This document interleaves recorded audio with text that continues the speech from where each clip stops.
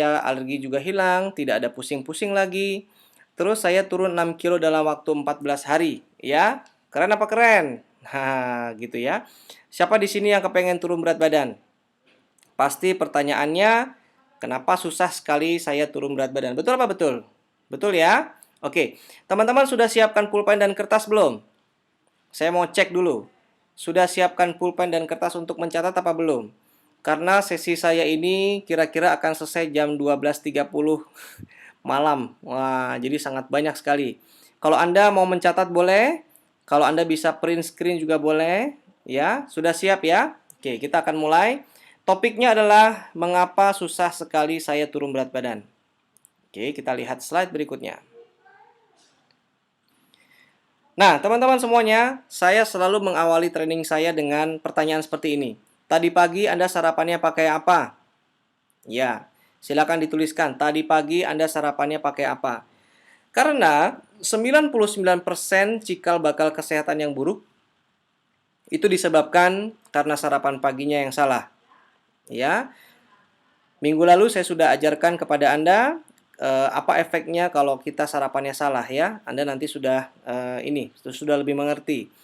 Nah, Badan Kesehatan Dunia menyatakan penyebab kematian dini itu ada 4. Yang pertama karena diabetes, serangan jantung, stroke, dan kanker. Ya, ini adalah 4 penyakit yang menyebabkan kematian dini di bawah usia 50 tahun. Nah, malam hari ini teman-teman, kita akan belajar tentang memiliki berat badan yang ideal dan sehat tentunya. Dan ini adalah prediksi dari Badan Kesehatan Dunia di mana tahun 2010 saat ini atau tahun lalu itu ada 2/3 penduduk yang punya masalah overweight. Nah, diprediksi tahun 2015 itu ada masalah kesehatan 2,3 miliar orang itu masalah kelebihan berat badan, 700 jutanya atau 700 miliar itu punya masalah dengan kegemukan. Ya, termasuk di Indonesia itu angka kegemukannya semakin tinggi. Nah, teman-teman semuanya, kenapa badan kita itu gemuk atau kurus? Ini adalah faktanya teman-teman ya. Kita terlalu banyak mengkonsumsi makanan-makanan yang nggak penting. Makanan-makanan yang kita makan saat ini cuma enak di mulut dan kenyang di perut saja. Tapi tidak ada sedikit pun memberikan nutrisi atau gizi-gizi yang vital untuk tubuh kita. Akibatnya itu ada kelebihan dan kekurangan. Ya, enak di kantong juga, betul. Nah, sekarang kita lihat teman-teman. Salah satu penyebab kegemukan ya, itu adalah gaya hidup yang serba cepat, membuat orang-orang tidak sarapan pagi dengan benar dan beralih ke makanan cepat atau junk food. Betul ya? Anda makan lontong sayur, yang cepat dibikin ya pokoknya. Ya, kemudian mie goreng, mie ayam, bubur ayam, lontong sayur dan lain sebagainya. Itu karena gaya hidup yang serba cepat. Boro-boro mikirin sehat apa tidak makanannya. Yang penting gua kenyang, gitu kan? Enak di mulut dan penting gua kenyang. Nah, ini adalah masalahnya teman-teman ya. Di majalah Newsweek itu disebutkan seperti ini, ya. Fat world. Jadi kegemukan itu sudah ada di mana-mana. Kita makan lebih banyak sampah dan kurang berolahraga. Akibatnya kegemukan itu sudah ada di seluruh dunia. Nah, masalahnya teman-teman, kenapa kita kegemukan? Itu karena kita makan terlalu banyak, kemudian exercise-nya dikit sekali. Ya, itu masalahnya di situ. Nggak ada keseimbangan. Nah, kita lihat slide berikutnya. Ini dia teman-teman, tolong dicatat ya. Ini adalah faktanya kenapa berat badan kita jadi naik. Oke. Kenapa kita menjadi gemuk? Karena begini teman-teman. Setiap orang rata-rata membakar 2000 kalori per harinya untuk energi, jalan kaki, ya, ngurus anak dan lain sebagainya itu 2000 kalori. Tetapi faktanya kita makan lebih dari 2000 kalori per hari karena fast food dan makanan instan. Ya, contoh nih, kita makan nasi Padang itu udah 1250 kalori. Kemudian minum jus alpukat itu sudah 400 kalori. Ya, kalau Anda makan ngemil dan lain sebagainya, pasti ya asupan kalori sehari-hari itu sudah lebih dari 2000 kalori. Terus faktanya juga sehari-hari tubuh kita membakar kurang dari 2000 kalori per hari. Karena gaya hidup ya, kita mungkin kerjanya di belakang meja kantor, nggak banyak bergerak, tapi cemilannya itu banyak sekali, itu luar biasa ya. Atau tidak olahraga, Akibatnya apa? Berat badan kita naik. Ya, berat badan kita naik, susah turunnya, ya. Let's say. Nah, solusinya teman-teman, gampang aja. Kurangi makan, ya, kemudian olahraganya diperbanyak, ya. Makannya dikurangin, olahraganya diperbanyak. Nah, sekarang saya mau tanya kepada teman-teman. Suara saya bisa didengarkan tidak? Ada? Suara ada ya? Kalau ada, ketik suara oke, jelas. Nah, let's say kita akan lanjut lagi. Nih teman-teman, sekarang Anda bikin goal untuk turun berat badan, ya. Jadi untuk para peserta Lusbik Indonesia, untuk lomba turun berat badan yang online, PR Anda begini, ya. Anda makan kurang dari 2000 kalori per hari dengan cara pola makan yang sehat atau healthy diet. Kemudian goalnya Anda harus bisa membakar lebih dari 2000 kalori dengan cara exercise. Ya. Karena dalam Lusbik Indonesia kan tidak harus pokoknya Anda bebas memilih program untuk turun berat badan ya. Jadi goalnya Anda makan kurang dari 2000 kalori per hari, kemudian olahraganya itu lebih dari 2000 kalori per hari. Oke. Nah, kita lihat sama-sama teman-teman. Ada 108 orang malam hari ini yang login dan punya masalah kenapa dia susah sekali turun berat badan. Nah, sekarang apakah Anda punya jawaban kenapa badan kita sering makan atau ngemil? Coba Anda jawab di text chat. Kenapa Anda sering makan atau ngemil? Kira-kira kenapa coba? Coba dijawab di text chat. Apa yang membuat kita sering makan dan ngemil? Sukabumi bilang nafsu, ada yang kebiasaan, kena lapar.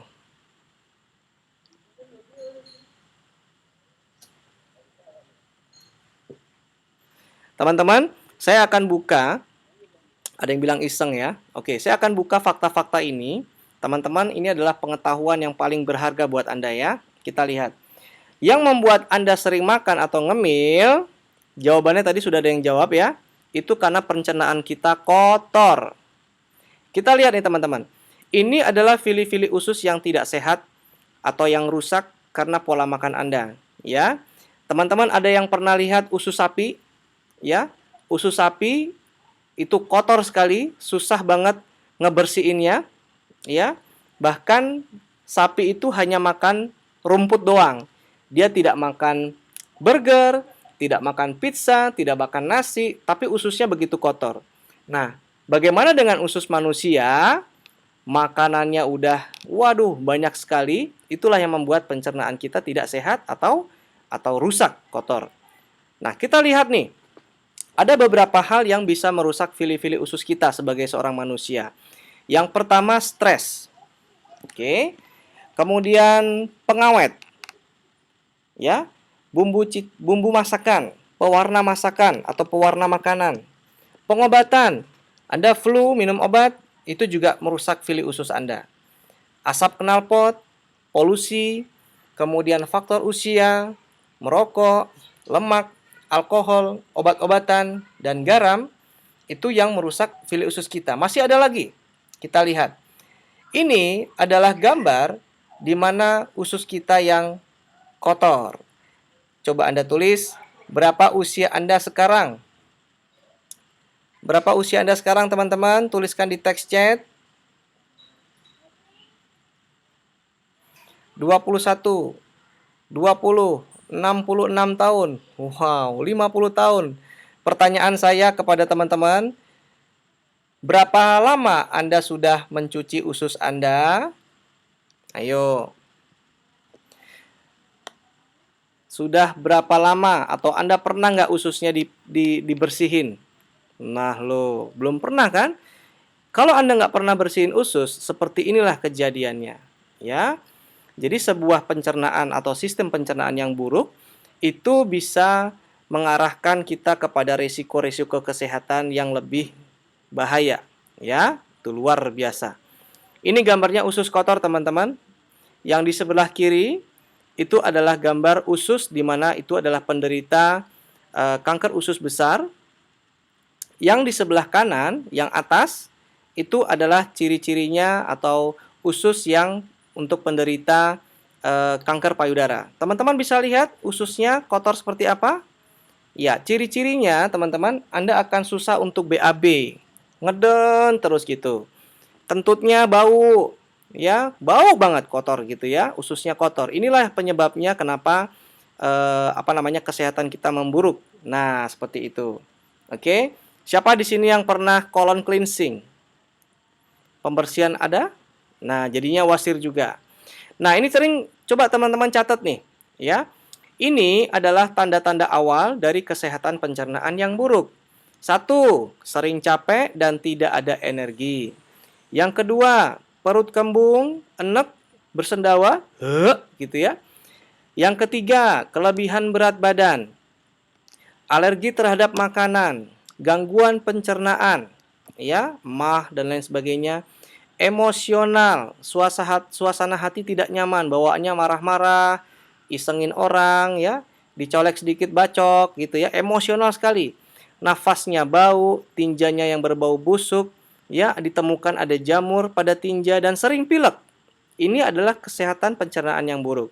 Sekarang saya tanya sama Anda punya berapa poin di situ? Anda punya berapa poin?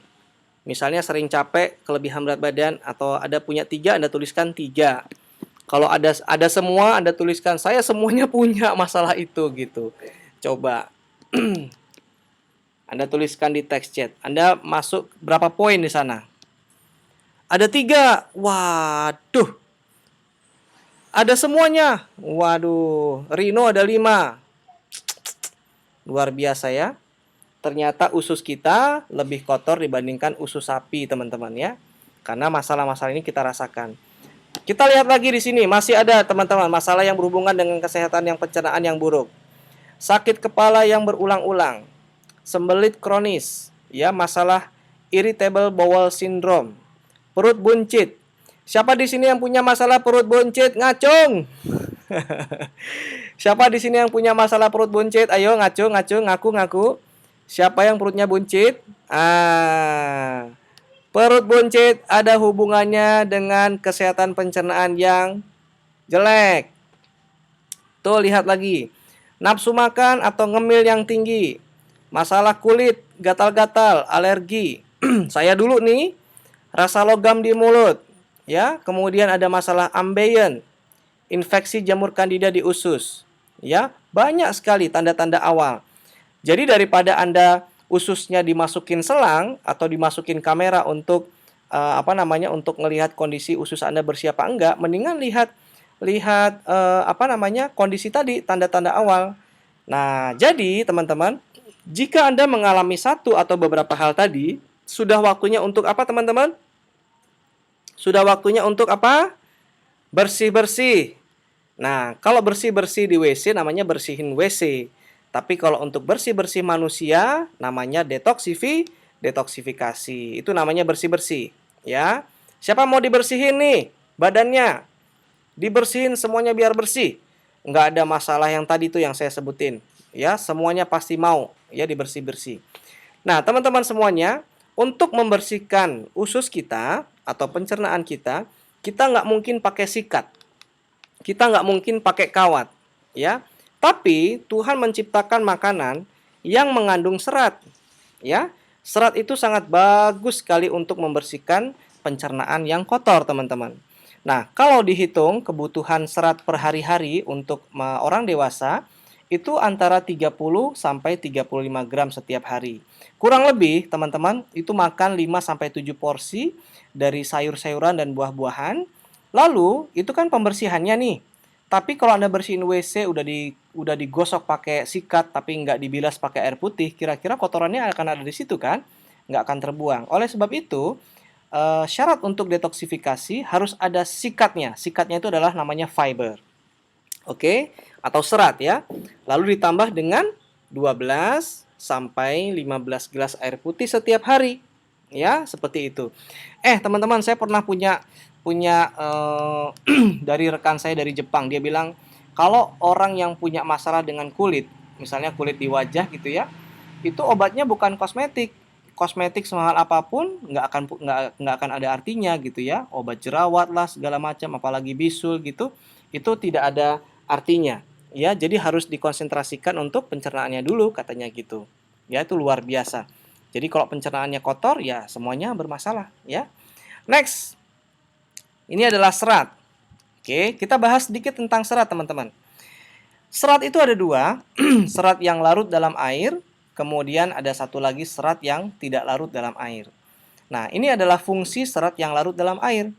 Ini bisa menunda waktu yang diperlukan untuk makanan melewati sistem pencernaan. Ya, masa Anda makan bubur ayam, masa langsung BO gitu keluarnya bubur ayam lagi, kan nggak mungkin. Jadi ada fungsinya nih, serat yang larut di dalam air. Jadi untuk menunda makanan lewat sistem pencernaan. Kemudian yang kedua, dia menyediakan perasaan yang kenyang, ya, dan memperlambat penyerapan glukosa dari aliran darah. Makanya teman-teman, kalau kita memperhatikan tata cara Nabi kita, Nabi Muhammad ya, ketika makan, Nabi Muhammad itu sebelum makan dia makan beberapa buah dulu, entah itu kurma, entah itu pepaya, minum air putih, baru dia makan. Ya, ternyata ada gunanya kalau kita mengikuti pola dietnya Nabi Muhammad gitu ya. Karena ini akan menyediakan rasa kenyang. Jadi kita kalau udah makan buah, akhirnya kita tidak makan yang rakus gitu ya, nggak ngemil berat gitu. Nah, kemudian yang ketiga, membantu dalam menurunkan kadar kolesterol gula darah. Ya, luar biasa. Nah, sekarang sumbernya dari mana? Teman-teman catat. Serat yang larut dalam air itu bisa didapatkan dari buah apel. Kemudian jeruk, buah pir, pepaya, semangka. Lalu ada oat gitu ya, ada oat. Mungkin oat itu sering dikenal sebagai dietnya orang yang penderita jantung, tetapi di sini oat juga sangat penting sekali untuk fiber. Lalu ada sayur-sayuran seperti wortel, kentang, ya, kacang-kacangan. Nah, itu penting sekali Anda mengetahui sumber-sumber serat ya. Oke. Rumput bukan serat teman-teman ya, jadi jangan makan rumput. Anda bukan sapi, Anda bukan kambing, jadi jangan makan rumput teman-teman ya. Setuju? Kalau setuju, ketik setuju. Oke. Jangan makan rumput ya, karena rumput bukan makanan yang serat. Oke, kita lanjut. Sekarang, serat yang tidak larut dalam air. Kita lihat lagi apa fungsinya. Serat yang tidak larut dalam air itu penting sekali untuk usus berfungsi normal, ya. Dia mempercepat transfer makanan melalui usus, kemudian menahan air untuk proses metabolisme. Anda tahu nggak? Kalau makanan kita nggak ada ininya nih, serat yang tidak larut dalam air, waduh, itu nanti Anda nya bisa cair banget, bisa keras banget, ya. Dan ini sangat membantu Anda untuk mencegah sembelit, ya, luar biasa. Kemudian ini sumber-sumbernya teman-teman. Fungsi serat yang tidak larut dalam air itu sumber-sumbernya dari roti tawar gitu ya. Anda bisa lihat tuh sayur-sayuran, gandum dedak, jagung, biji-bijian. Itu adalah yang tidak larut di dalam air. Nah, kita lihat teman-teman. Apa hubungannya serat dan program turun berat badan? Yang pertama, itu membantu memperlambat pencernaan karbohidrat, sehingga gula darah tidak naik turun terlalu cepat. Teman-teman, apa yang terjadi ketika badan kita ini gula darahnya naik turun? Itu Anda akan sering letih, capek, sering ngemil, ya, akibatnya badan Anda naik berat badan, tidak turun-turun. Hasilnya lebih kenyang. Terus, buah-buahan, sayuran, biji-bijian itu memiliki kalori lebih sedikit per gigitan daripada makanan yang memiliki banyak lemak dan gula. Contoh gini, sama-sama Anda gigit lemper sama apel. Nah, jadi satu gigitan apel itu kalorinya lebih sedikit dibandingkan Anda gigit lemper, gitu ya. Kemudian serat itu juga memberikan sensasi kenyang. Coba deh, ya, Anda punya buah, misalnya di rumah ada kulkas, di dalam kulkas Anda ada apel atau pepaya, pisang gitu ya. Coba makan buah dulu sebelum makan berat, ya. Anda akan lebih kenyang dan makannya nggak rakus. Nah, tentu saja mampu menahan nafsu makan. Itu ya. Nah, itu ada tipsnya tuh sebelum makan siang atau makan malam. Nah, kita lihat di sini. Asupan 14 gram serat sehari-hari itu bisa menurunkan asupan kalori harian Anda sebesar 10%. Jadi misalnya Anda tadi kebutuhan kalorinya 2000, Anda bisa menurunkan sebesar 200 kalori. Itu lumayan loh 200 kalori. Hanya dengan serat ya Anda bisa menurunkan 200 kalori. 200 kalori itu sama dengan sepotong lemper atau risoles. Kalau untuk pembakarannya 200 kalori itu kira-kira 1,5 jam jalan kaki atau treadmill naik sepeda. Itu 200 kalori. Jadi gampang banget ya. Kita tinggal masukin serat ke badan kita, ternyata bisa menurunkan asupan kalori sampai 200 kalori. Nah, dan luar biasa, Anda bisa menurunkan 1 kilogram per bulan tanpa melakukan apa-apa lagi. Nggak usah olahraga, ya. Jadi hanya serat aja dimasukin. Ya, luar biasa. Nah, tolong Anda ketikkan di text chat. Siapa yang senang dengan ide ini? Memperbanyak serat, satu Anda bisa untuk bersih-bersih badannya, ya lebih bersih badannya, kemudian Anda bisa menurunkan 1 kilo per bulan tanpa melakukan apa-apa lagi. Senang apa senang? Senang ya? Itu dia. Kita perbanyak serat teman-teman ya. Jangan terlalu banyak makan karbohidrat. Karbohidrat itu susah dicerna oleh tubuh kita, ya. Nah, saya akan sedikit sharing apa yang akan terjadi kepada tubuh Anda ketika merubah pola makan dengan memperbanyak serat ya. Yang pertama, kemungkinannya Anda akan sering kentut dan buang air besar. Ya, itulah tanda-tandanya tubuh Anda sedang membersihkan kotoran ya. Nanti pada saat Anda BAB, itu biasanya kotoran Anda lebih hitam, lebih bau gitu ya, tapi itu semuanya kotoran yang sedang dibuang ya. Jadi jangan khawatir, Anda minum air putih lebih banyak supaya apa? Supaya kotorannya cepat selesai, cepat bersih. Kan Anda tadi bilang usianya 36 tahun. 36 tahun belum pernah dibersihin kan perutnya. Nah, daripada Anda melakukan kolon terapi, cuci usus. Coba teman-teman ada yang tahu informasi berapa biayanya untuk colon cleansing? Cuci usus ada? Ada yang tahu? Harganya berapa? Mas Andika Saputra bilang 125 juta. Mas Aldi bilang 7 juta. Oh, mahal sekali ya. Jadi daripada kita kolon usus, mendingan kita beli buah ya, sisanya kita sedekahin. Setuju ya teman-teman ya? Setuju ya, kolon usus tuh mahal sekali, belum lagi resikonya ya. Nah, jadi teman-teman udah tahu ya, mengapa berat badan kita susah turun? Yang pertama adalah karena usus kita kotor. Setuju? Sekarang yang kedua, faktornya adalah karena stres. Kita akan bahas tentang stres, teman-teman. Wah, apa hubungannya nih stres sama turun berat badan gitu ya? Siapa di sini yang suka stres? Siapa di sini yang suka stres? Nah, biasanya orang-orang yang stres itu orangnya iseng. Wah, injek bumi ya, stres tuh. Wow, stres. Kita lihat nih teman-teman ya, ada hubungannya ternyata stres sama berat badan yang tidak susah turun berat badan. Kita lihat ya. Kita lihat. Nih, kita lihat baca sama-sama ya. Stres itu kalau dari kamus itu artinya adalah beban rohani yang melebihi kemampuan maksimum rohani itu sendiri. Jadi, membuat perbuatan kita kurang terkontrol secara sehat, ya. Kadang-kadang Anda melakukan hal-hal yang aneh-aneh di luar nalar manusia, Anda disebutnya, wah ini orang lagi stres nih, jangan-jangan gitu ya. Nah, gigit-gigit kuku, nah itu ciri-ciri orang yang stres tuh. Narik-narik rambut, itu juga stres. Nah, sekarang kita pelajari teman-teman, apa sih penyebab stres? Penyebab stres itu macam-macam, ya.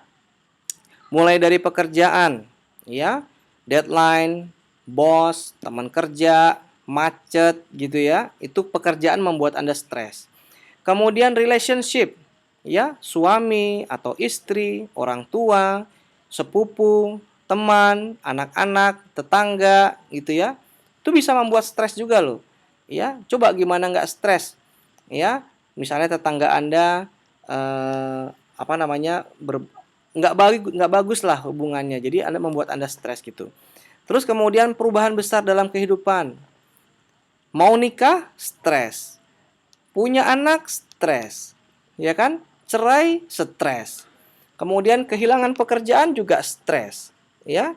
Pensiun, stres. Kehilangan anggota keluarga, stres juga. Jadi ini adalah perubahan dalam kehidupan teman-teman ya, membuat kita stres. Kemudian dari lingkungan juga, polusi, ya, cuaca yang buruk, ya, bising, ya, sampah dan lain sebagainya. Uang. Nah, kadang-kadang uang ini sering disebutkan penyebab stres, tapi itu hanya satu dari 6 faktor penyebab stres ya.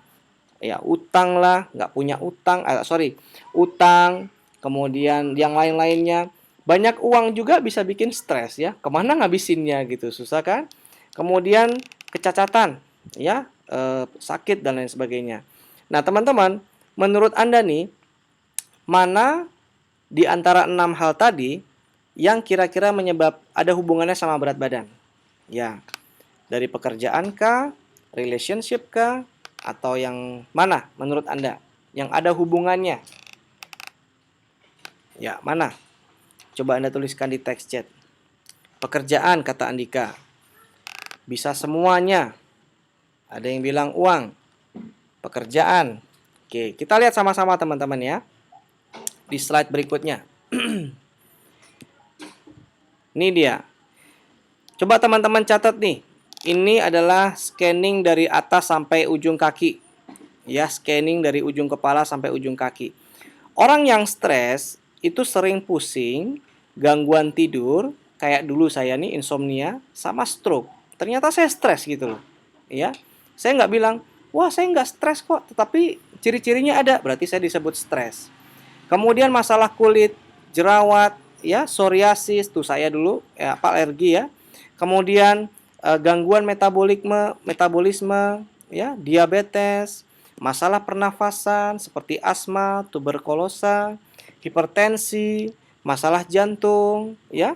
Kemudian masalah pencernaan, kegemukan, diare, sembelit, masalah menstruasi, ya, nggak rutin menstruasinya, kemudian rematik, semuanya itu ternyata ada hubungannya sama stres. Luar biasa ya. Bukannya saya nggak pernah mengalami ini ya, saya pernah gitu ya. Jadi saya pernah disebut stres gitu. Luar biasa. Nah, ini ada perilaku emosi yang berhubungan dengan stres. Nervous. Ya, saya udah bisa lihat nih dari 125 orang yang hadir di sini, saya bisa lihat ciri-ciri yang stres. Dari tadi awal nih, mereka pada ngetik kayak gini, mulai jam berapa gitu ya, udah nggak sabar nih, ngantuk nih segala macam. Nah, itu ciri-ciri stres. Ayo ngaku dah. Ayo tunjuk tangan. Siapa yang begitu tadi? Ya, kemudian ada perubahan dalam pola makan, ya, kehilangan nafsu makan, kemudian kehilangan antusias atau energi, kemudian moodnya berubah-ubah, ya. Itu teman-teman tuh, coba ngaku deh, ya. Anda bisa dibilang stres loh, ya. Itu ciri-cirinya. Ya, nggak sabaran gitu ya, emosional gitu. Udah jelas-jelas diundang jam 8, jam setengah 8 udah mulai. Kapan nih mulainya? Udah lama nih nunggunya. Wah, itu nervous banget itu ya. Saya nggak tahu itu apakah terlalu bersemangat atau gimana, saya nggak tahu dah. Ya, tuh luar biasa. Ayo ngaku. Nah, tapi luar biasa ya malam hari ini teman-teman ya. Ada 126 komputer yang online. Ini artinya topiknya betul-betul Anda suka gitu ya. Nah, sekarang Anda jawab nih teman-teman. Anda jawab ya pertanyaan di slide. Jawabannya iya apa tidak? Saya pengen tahu jawaban Anda. Ya. Ya atau tidak?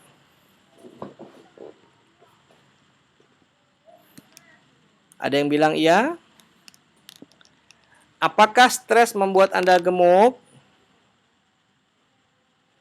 Jawabannya iya apa enggak?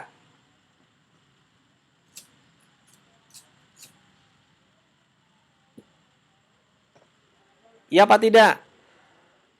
Oke, saya akan jawab, saya punya jawaban, tapi saya akan jawab nanti ya di 2 slide ini. Jadi simpan jawaban Anda. Tadi ada yang jawab iya, ada yang jawab tidak, atau ada yang bilang saya nggak tahu. Tuh jujur banget tuh kalau nggak tahu ya. Oke, kita lihat nih teman-teman. Slide berikutnya. Jreng-jreng. Nih teman-teman, ternyata ada hubungannya stres sama berat badan. Ya, stres itu bisa menghilangkan semua nutrisi yang baik dari dalam tubuh kita. Ya, Kemudian yang kedua, dia memproduksi radikal bebas ya lebih cepat. Artinya apa? Anda bisa kemungkinan lebih tuanya lebih cepat atau terkena kankernya juga lebih cepat, itu karena gara-gara stres doang.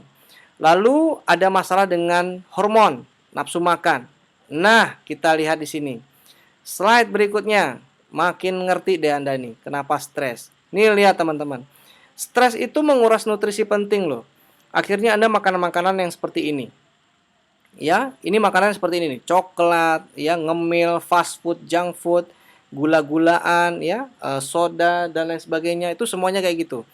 Makanan yang dikonsumsi saat stres biasanya rendah nutrisi, kurang menyehatkan, dan bisa menyebabkan kegemukan. Inilah yang diambil zat-zat pentingnya dari tubuh kita. Ya, kita lihat lagi di sini. Tuh, menguras nutrisi penting. Gara-gara Anda ngemil terus, insulinnya naik turun, Anda kelaparan, ngemilnya luar biasa. Ya, lihat lagi sekarang. Yang hubungannya dengan hormon. Lihat tuh. Teman-teman, biasanya kalau orang lagi stres, nggak bisa tidur kan? Insomnia kan? Tuh lihat. Karena jam tidur hanya 4 jam sehari, hormon grelin tuh naik dan hormon leptin turun. Apa itu? Grelin itu adalah hormon yang merangsang nafsu makan. Itu jadi naik, ya, sementara leptinnya turun. Akibatnya apa, teman-teman? Gara-gara stres, Anda makannya banyak. Makannya banyak, ngemilnya banyak, minumnya banyak, akhirnya jadi gendut. Jadi, kalau saya tadi tanya, apakah stres membuat Anda gemuk? Jawabannya, betul apa salah? Nah, iya apa tidak? Saya jawab tidak. Karena yang membuat gemuk itu adalah makan. Yang membuat gemuk itu makan, bukan stres. Setuju? Ya. Yang membuat makan adalah yang membuat gemuk adalah makan, bukan stres. Jadi stres itu adalah faktor apa ya? Faktor pemicu Anda makan. Nah, jadi Anda harus tahu. Nah, ini ada stres dan radikal bebas, teman-teman. Ya. Stres dan radikal bebas. Ini dia. Yang ngaku, ayo, yang mengalami, ngacung, ayo coba. Ini dia. Siapa ini, ayo? Perilaku tidak sehat lainnya ketika stres. Ayo coba ngacung. Saya. Nah, ada tuh Ananda. Penggunaan obat-obatan, aktivitas yang tidak baik. Waduh, pada ngacung semuanya. Oke, ini salah satunya teman-teman. Kita lihat ya. Next slide. Ini dia. Penghilang stres ada beberapa hal. Coba teman-teman lihat ya. Dengan memperbanyak aktivitas fisik, kita bisa menghilangkan stres loh. Ya. Jadi kalau misalnya teman-teman kepengen stresnya pelan-pelan hilangin, aktivitas fisik, hidup sehat, ya. Kemudian tidurnya cukup. Ya, siapa di sini yang tidurnya cuma 4 jam? Ya, jadi harus tidurnya harus lebih yang bermanfaat atau yang berkualitas. Nah, makanya kita training malam hari ini nggak lama-lama, paling sampai jam 1 pagi aja. Iya. Kebanyakan tidur bisa bikin gendut juga. Iya, tidur dan makan. Oke. Pola makan yang benar, ini adalah yang kita sarankan, teman-teman. Ini udah mulai serius nih. Pola makan yang benar itu dimulai dengan healthy breakfast. Ya, kita lihat nih. Healthy breakfast, teman-teman. Kalau kita pengen ngilangin stres. Kita lihat ya. Seperti apa sih? Ini lihat, teman-teman. Healthy breakfast kita dari Herbalife itu dengan minum shake. Jadi awali pagi kita dengan minum shake. Coba lihat. Anda tadi pagi makan sarapannya apa tadi? Indomie. Kemudian Anda yang pakai kopi dan lain sebagainya, itu nggak ada gizinya. Ya. Nah, sekarang dari Herbalife itu lebih banyak vitamin A, vitamin C, ada proteinnya juga, kalsium dan lain sebagainya. Itu hanya dari segelas shake. Kalau Anda makan nasi padang itu 1250 kalori, tapi minum shake cuma 180 kalori dan Anda udah kenyang, ya. Nah, kita lihat lagi teman-teman. Ini ada antioksidannya, multivitamin, itu diminumnya pagi dan malam ya, sama Herbalife Line, itu pagi, siang dan malam diminum untuk menghilangkan radikal bebas yang gara-gara Anda stres tadi itu, ya. Lalu kemudian ini ada yang namanya herbal tea concentrate ini untuk luar biasa. Ini saya senang banget ya. Bahkan saya di samping saya ini ada teh ya, ada minuman teh. Saya bikinnya pakai herbal tea concentrate ini, teman-teman. Jadi teh ini disebutnya adalah ABCDET ya, teh ABCDE. A itu untuk antioksidan atau anti-aging, yang B untuk membakar kelebihan lemak untuk Anda yang pengen weight loss atau turun berat badan. C itu sangat bagus sekali untuk sirkulasi darah, circulation, blood circulation. Jadi Anda yang punya masalah peredaran darah ya, itu bagus sekali. Yang D adalah untuk detoxification. Wah, ini yang kita cari nih, detoxification atau cleansing ya, pembersihan dari racun-racun radikal bebas. Kemudian E itu adalah untuk energy booster atau mental alertness ya. Teman-teman, ini favorit saya minum teh ini karena dulu saya minum kopi 12 gelas kopi sehari, tapi lama-lama minum teh ini itu menghilangkan saya kebiasaan untuk minum kopi. Yang tadinya saya minum kopi itu akhirnya bisa 12 gelas kopi sehari. Minum teh ini yang saya suka, kenapa? Karena satu gelas sendok teh ini itu bisa membakar kira-kira sekitar 100 kalori. Artinya kita menghindari makanan-makanan cemilan, cepulu, ceblas seperti itu ya. Nah, kemudian ini adalah untuk yang fiber tadi, serat. Teman-teman, daripada kita cari sumber-sumber serat, mungkin kita akan repot untuk belanjanya ke pasarnya dan sebagainya. Kita menyediakan kesehatan pencernaan itu dalam bentuk fiber and herb ya. Ini tablet fiber, saripati dari buah pepaya. Itu kita minumnya 2 tablet 3 kali sehari. Jadi pagi, siang, malam itu kita minumnya 2 tablet. Jadi kalau kita sehari itu minumnya 6, teman-teman ya, itu setara dengan kita makan 1 sisir pisang Ambon atau 3 buah pepaya. Kan luar biasa. Tapi yang diambil cuma seratnya saja ya, bukan kalorian dan lain sebagainya. Oke, tapi jangan lupa teman-teman, selalu kalau ada penambahan serat, kita minum air putihnya yang lebih banyak. Nah, kemudian ini ada Lipobond tablet. Ini sangat bagus sekali, kita sebutnya itu adalah fat blocker. Jadi dia punya kemampuan, serat ini punya kemampuan untuk memblokir lemak, minyak, margarin, santan, ya.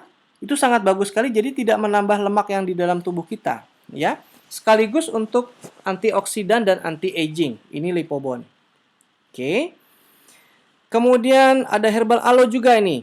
Ini untuk pencernaan juga. Ini adalah untuk mereka yang fungsinya untuk membersihkan vili-vili usus. Sorry, tadi Lipobond.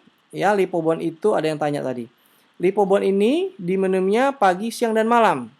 1 tablet saja. Khususnya kalau misalnya Anda diajak makan enak ya, kayak steak atau apalagi tuh makanan yang berlemak, iga bakar atau iga sapi gitu kan. Itu kan minyaknya atau lemaknya banyak nih. Anda mungkin boleh minum 2 tablet atau 3 tablet supaya lemaknya itu keserap semua gitu loh ya, tidak menimbulkan lemak baru di badan kita. Ini Lipobond. Kemudian herbal aloe teman-teman. Herbal aloe ini sangat bagus sekali untuk membersihkan vili-vili usus karena sifatnya cair. Nah, di dalam botol ini itu herbal aloe-nya tuh biang gitu.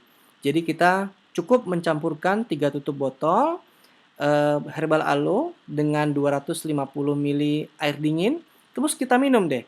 Ini sangat bagus sekali kalau kita minumnya itu pagi sebelum perut kita terisi apa-apa. Ini saya suka sekali dengan herbal aloe karena saya dulu punya masalah pencernaan, makan apa aja yang pedas-pedas pasti saya langsung gampang banget buang air besar gitu ya. Tapi minum herbal aloe lebih waras gitu ya perutnya. Ternyata perutnya juga bisa stres nih teman-teman. Nah, ini dia. Ini yang terjadi beberapa orang yang sudah menggunakan Herbalife, teman-teman ya. Ini sangat luar biasa. Ini ada Kamal sama Aisyah yang masing-masing sudah turun 17 kilo selama 5 bulan. Dan Aisyah istrinya juga turun 16 kilo dalam waktu 5 bulan. Ya. Asik ya. Ini Aisyah juga menggunakan Herbalife ini sambil menyusui teman-teman. Oke. Kemudian ada lagi, ini dia Pak Oteh. Nah, ini dia nih. Pak Oteh ini teman-teman, beliau adalah pedagang ayam tepung atau ayam goreng di Bekasi, 15 tahun, jualan gitu. Berat sebelumnya 105 kilogram, dia turun 38 kilo hanya dalam waktu 5 bulan saja. Asik apa asik? Nah, siapa yang punya kenalan seperti Pak Oteh?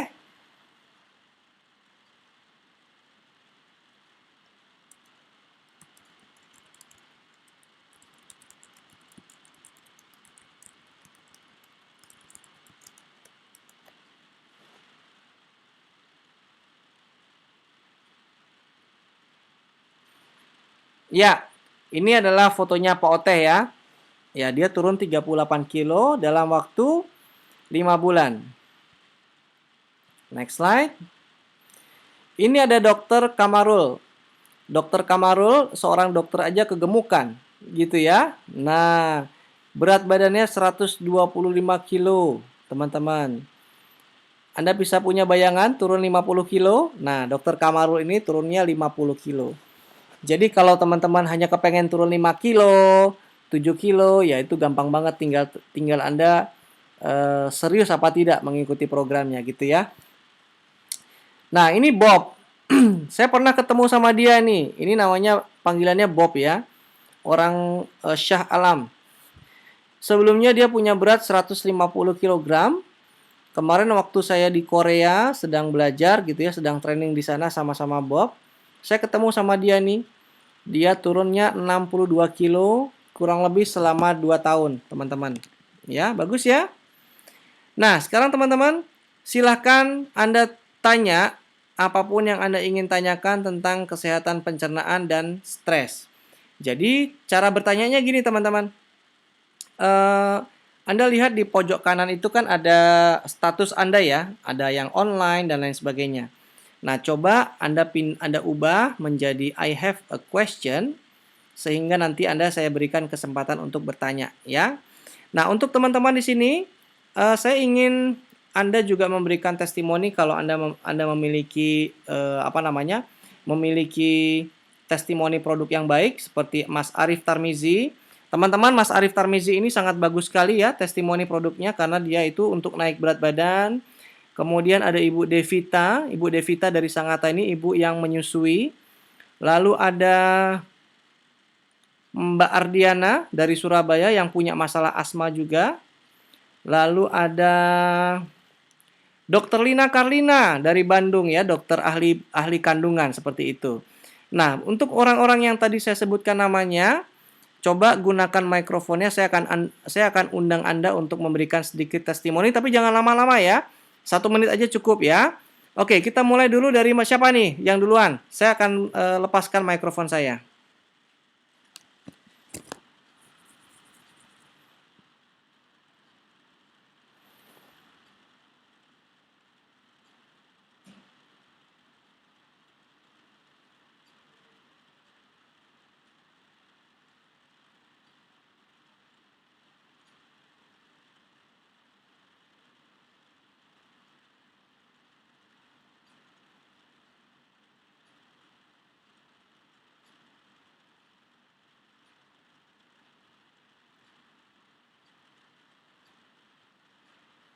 Tes, apakah terdengar?